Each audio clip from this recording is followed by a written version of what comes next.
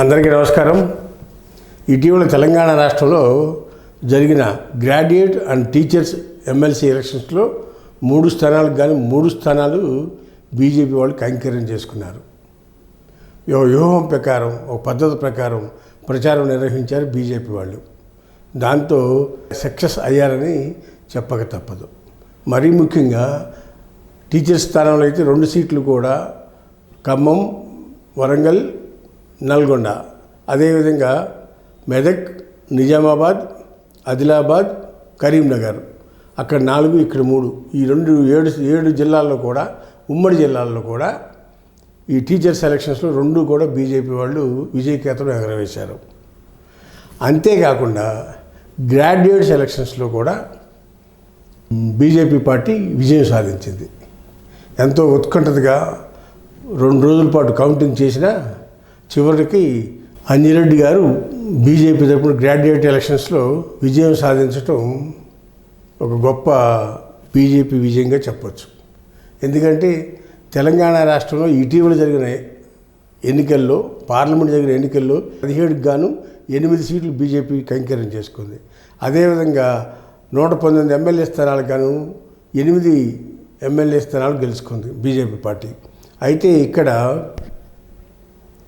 BRS party, Congress పార్టీలని అభ్యర్థులను ఓడించి ఈ బీజేపీ విజయం సాధించడం అనేది ఒక గొప్ప శుభపరిణామంగా చెప్పచ్చు.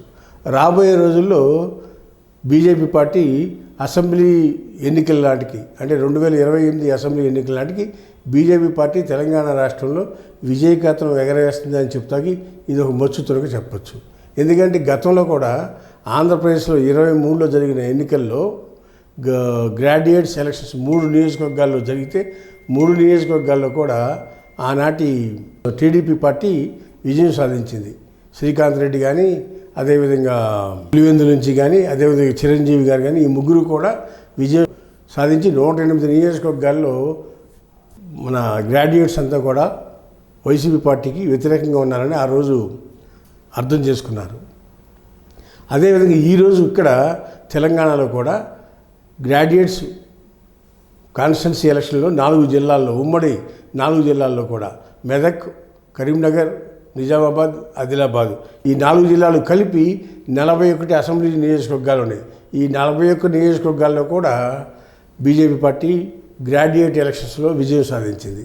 ఇకపోతే టీచర్స్ కూడా ఖమ్మం, నల్గొండ, వరంగల్, ఇక్కడ కూడా ఖమ్మం 10, నల్గొండ 14, వరంగల్ 12, ఈ 36 నియోజకవర్గాల్లో కూడా బీజేపీ పార్టీయే విజయం సాధించింది.